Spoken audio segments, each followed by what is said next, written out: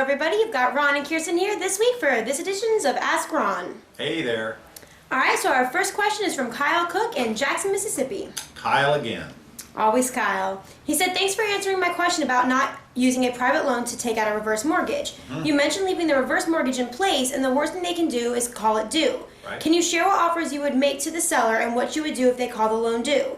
Here, do you want the details again? Yeah, go ahead. Okay, so the ARV is 130K, Got it. the asking is 120K, but flexible on purchase price. The reverse mortgage amount is 56K, and the market rent is about $950 to $1,000 per month. Got it.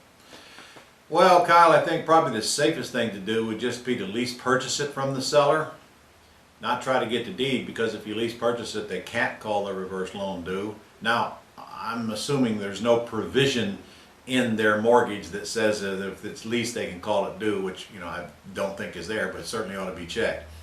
So if you lease purchase from the seller, and then whether you assign it or sublease it or whatever, you don't really have a problem with the reverse mortgage.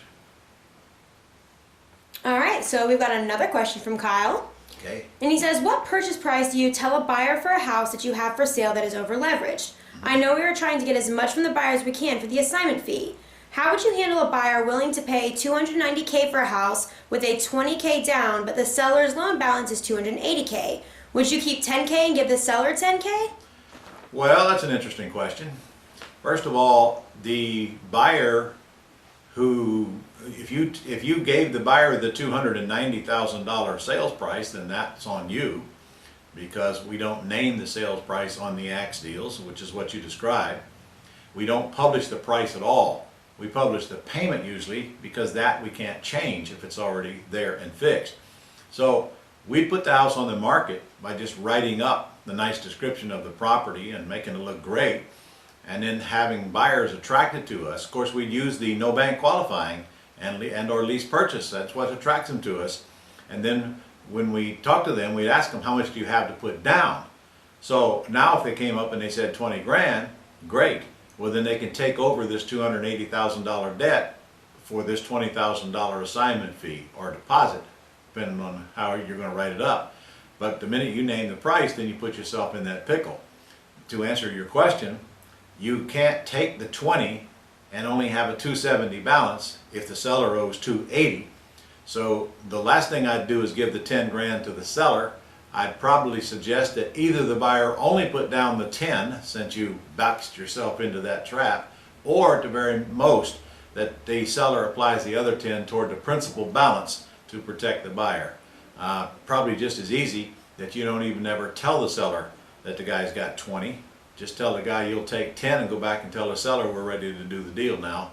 And then of course if it's an assignment, the seller will quickly know that you're getting $10,000, which is reasonable. So I hope I answered the question there. Next time, don't name the price. You've been taught not to do that.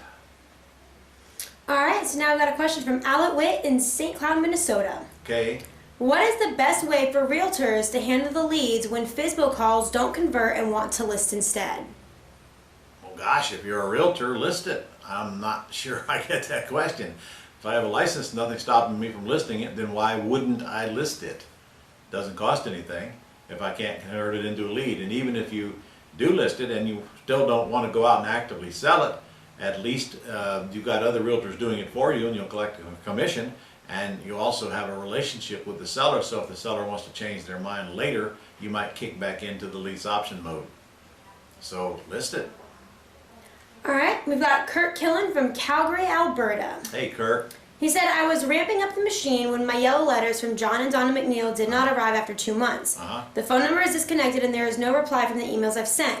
If not yellow letters, then what else can I do to ramp up? Well, you can change yellow letter companies, just like any other vendor. If one don't work out, you go get another one. You don't use it for an excuse.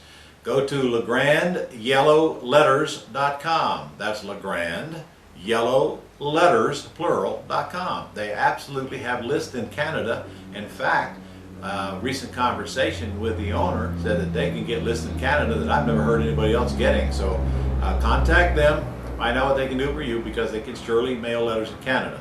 Now, I'll tell you what I'd do, Kurt, though. Remember, I'd have them put the letters all together and mail them to you in a box, and then you mail them locally, which means you can also put the stamps on them when you're ready to mail, so you don't have to pay for them in advance.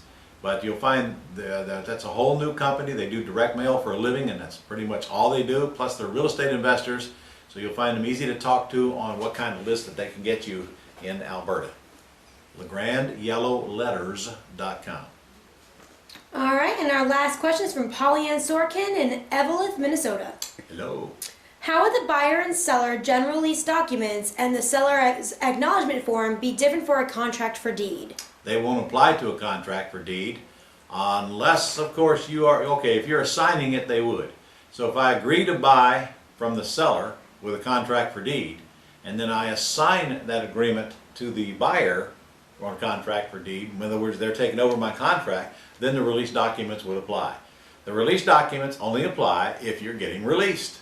So if you're going to stay in the middle, you don't use the release documents because you're still in the middle. If you're getting out, then they would apply regardless of what kind of contract you have. So anytime I'm assigning it and I'm getting out, I'd get the release from seller and the release from buyer just to make it crystal clear. Nobody's relying on me to have any further relationship with this transaction.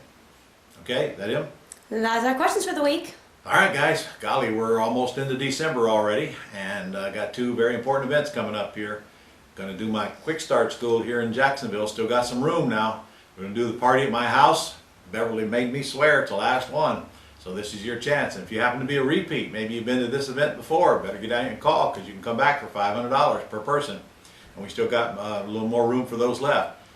And then followed closely by the seller financing boot camp. That's a one-of-a-kind, December 12th through the 14th. And that's where we're going to get updated on the law as well that's taking place that's changing in January.